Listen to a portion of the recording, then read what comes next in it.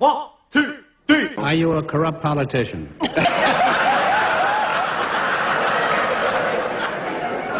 Or am I being redundant?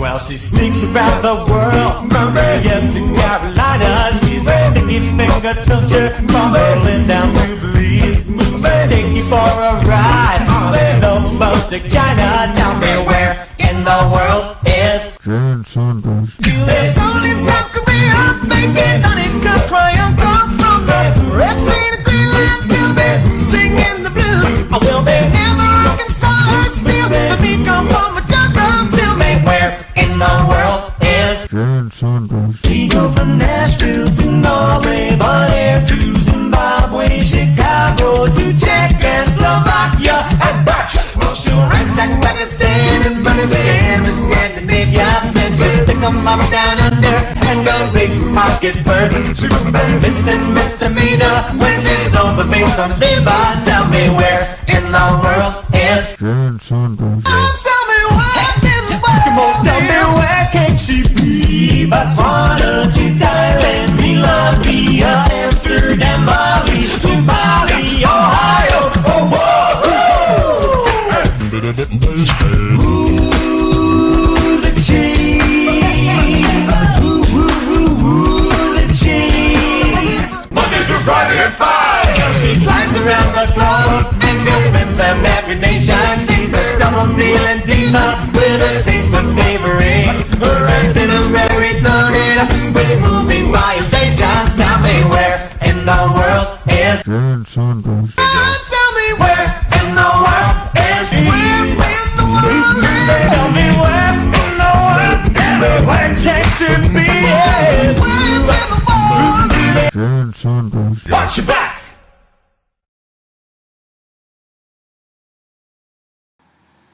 Hi, this is Taves, and this is Khoury. we're recording here live in Burlington, Vermont,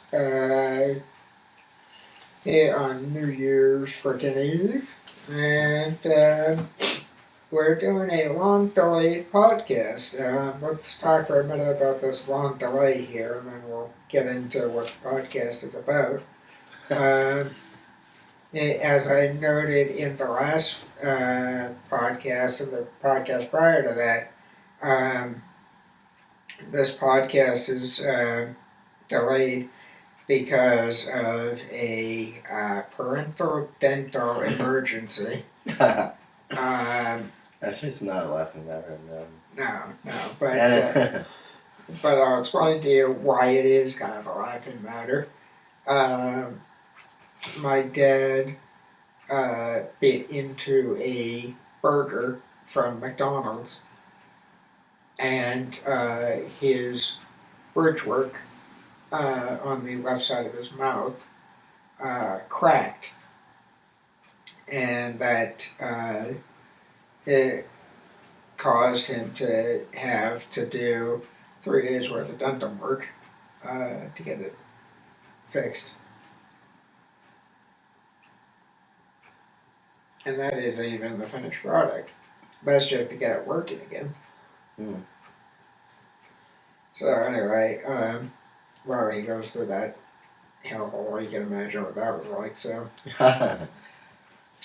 joy of the world and all that. Well, that's a lot worse than what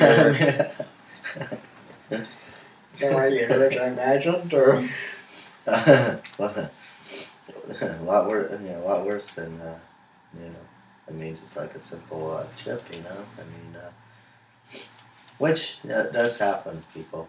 I don't think it doesn't. Right. The screwy part is that an aunt of mine, not related blood-wise, went and chipped a tooth on a hot dog.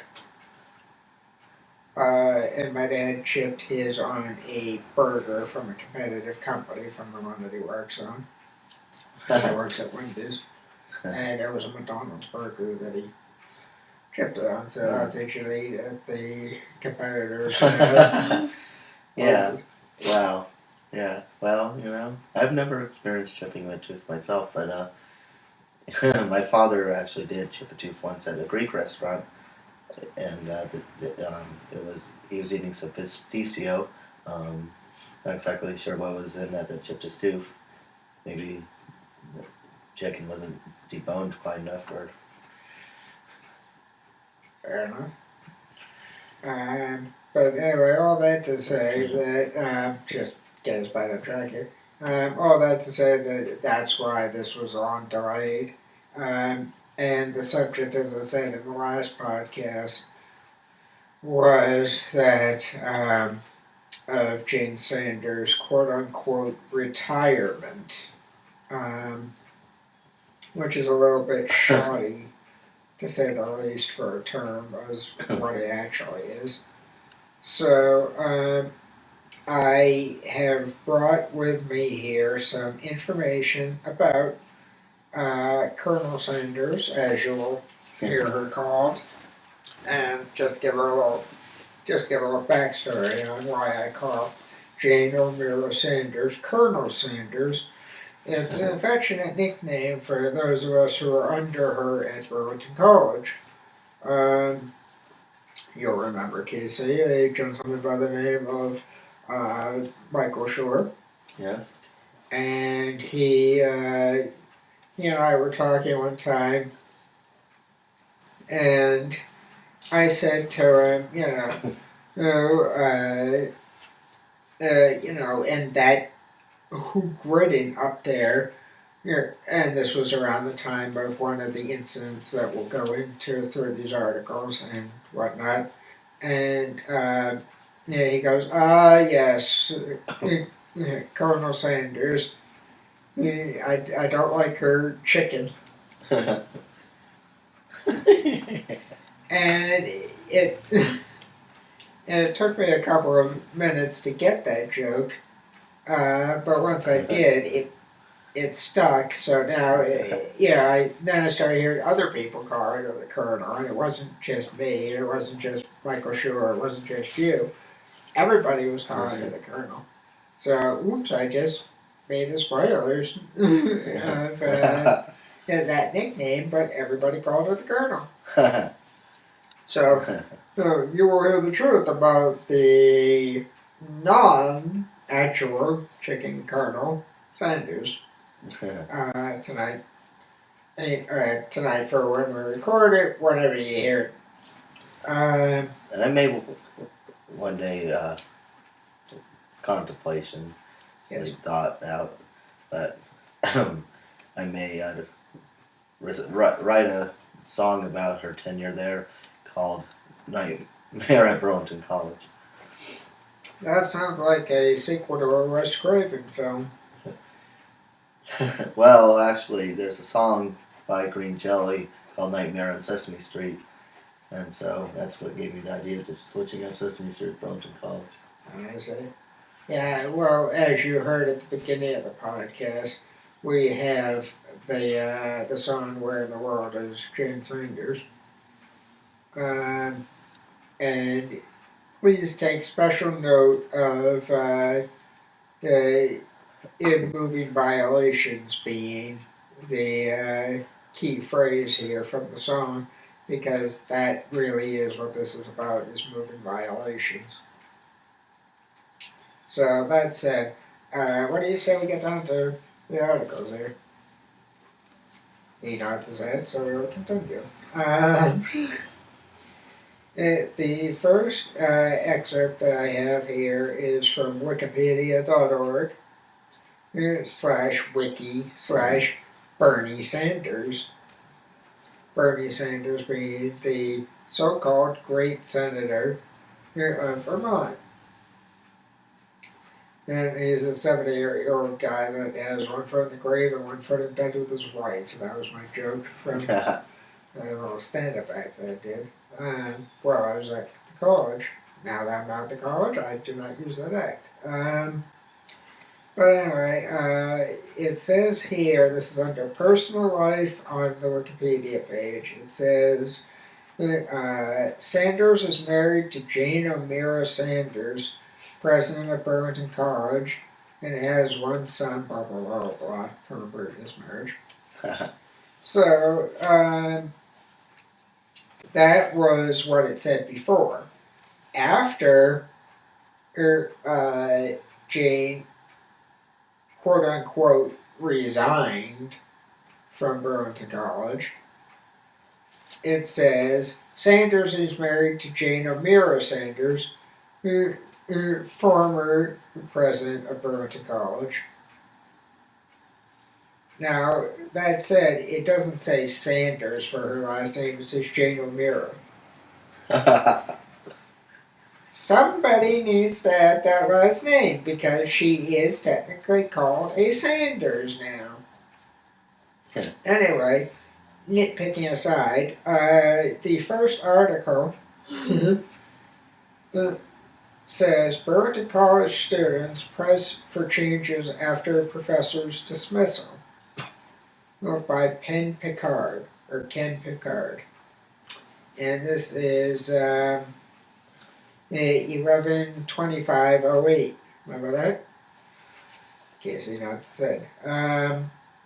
This is a article that was written around a rather infamous stage of Burlington College history where, for no really great reason, one Janice Grow was removed from her position at the college.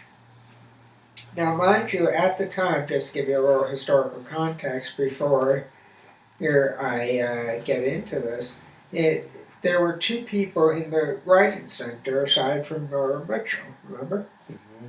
Yeah. It was, I'm going to name the first two, obviously Nora Mitchell, and then there was one by the name of Heidi Berkowitz, who I've called other names in these podcasts, and I will continue to do so. But that's the first time that you will hear me, and probably the last time you will hear me accurately say her name. But Heidi Berkowitz. And she was the writing tutor who also taught some English classes and occasional cinema class. Now, do you remember the other professor? Janice Grill? Yeah, sure did. Okay, well, Janice Grill went through a little mishap, as we will read in the coming article. Yeah. So here we go. Mishap. Yeah, well, mishap, I put it lightly. Students at Burlington College voiced frustration and outrage last week over the recent dismissal of a popular literature professor, prompting an emergency meeting of the College Board of Trustees, who we will also dissect in a bit. At Friday's marathon 5-hour session, remember that? Yeah. Were you there for that, by the way, before we go too much further? Yeah, I was there. Okay, don't forget to talk into the mic. I was there. Okay. And, yeah. You know, the other thing you gotta remember is, I was there. I'll get into that as stuff later. Okay. But that was a grueling 5 hours, wasn't it? Oh, yeah. And I think that started, I want to say it was like 1 in the afternoon. Or was it 2 or 3 in the afternoon, maybe? Because it was originally supposed to start at 1, they got delayed till like 3 or 4, and then it... Right, and then continued and continued and continued and... Continued, yeah. And continued, and I think at one point, I believe actually at one point, there's the part where there's the executive session, and then... And that was the, 2-hour executive session? Yeah, there's that part, and then, after sitting there for all that time, and it was like a Friday, as I recall. Yeah. So, and I wanted to, know what was going to be outcome or whatever. But it was also a Friday, so Yeah. I had spent all that time there. Was pretty worn out.